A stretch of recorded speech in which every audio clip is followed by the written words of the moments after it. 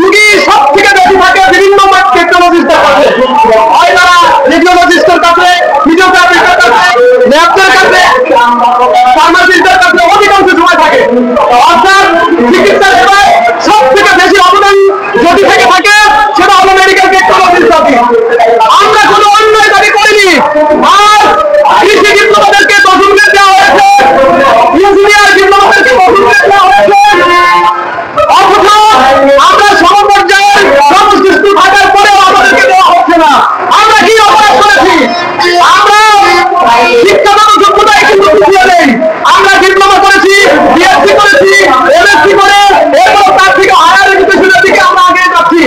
সরকার বিভিন্ন জায়গায় বিভিন্ন ভাবে প্রতিষ্ঠান চালু করেছে, আমাদের বিভিন্ন জায়গায় আইএসসি থেকে শুরু করে আমাদেরকে পড়াশোনার জন্য ব্যবস্থা করেছে, কিন্তু আমাদের জন্য চাকরির কোনো ব্যবস্থা করা হয় না।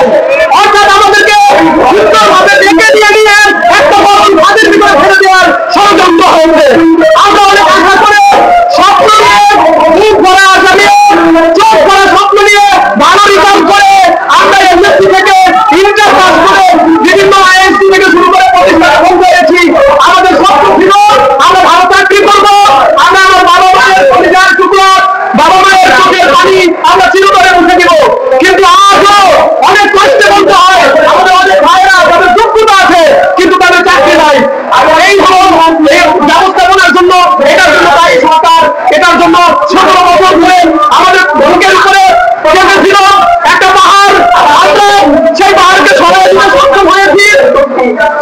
আমরা মহাকালের কর্মক্ষেত্র করে আমরা মহাকাশিক বিজয় এনেছি। আমরা যদি সেই বিজয় আনতে পারি, আমরা আমাদের অধিকার, আমাদের ন্যায্য অধিকার আমরা দাবি করতে সক্ষম ইনশাআল্লাহ। আমরা আমাদের দাবি আমরা বাস্তবায়ন করেই থাকবো। আমরা বলছি আমাদের যেখানে কোনো সমস্যা নেই, আমাদের সমস্ত যোগ্যতা থাকা সত্ত্বেও আমাদেরকে বারবার আমাদের ন্যায্য অধিকার থেকে কেন বঞ্চিত করা হচ্ছে? আমরা এ পর্যন্ত স্বাভাবিকভাবে নিয়মতান্ত্রিক উপায়ে সুন্দর পদ্ধতিতে আমরা মানববন্ধন করে যাচ্ছি, কিন্তু এই মানববন্ধন থেকে কঠিনভাবে জানান দিচ্ছি এরপরও যদি আমাদের ন্যায্য অধিকার থেকে বঞ্চিত করা হয়, যদি আমাদের দর্শকদের করা হয়, আমাদের পাঁচজনকে রক্তে ঢেলে দিতে হয়েছিল, আমরা রাজপথ থেকে কখনোই ঘুরে যাব না। পর্যন্ত আমাদের পায়ের দাবি আমাদের দশমকে জানা হয়, ততক্ষণ পর্যন্ত আমরা এই রাজপথ থেকে কোনোভাবেই ঘুরে যাব না। যদি আমাদেরকে বাধ্য করা হয় তাহলে আমরা পথ ফিরে যাবো। অনেক কথা বলে রাখেন, মেডিকেল টেকনোলজি যদি পরবর্তী অতীতে যায় তাহলে স্বাস্থ্য ব্যবস্থা একদম ঝরে পড়বে। এই জন্য আমরা সহজ সরলভাবে নিয়মতান্ত্রিক উপায়ে বারবার অনুরোধ করছি, কোনোভাবেই যেন আমাদেরকে আর অধিকার থেকে বঞ্চিত করা হয়।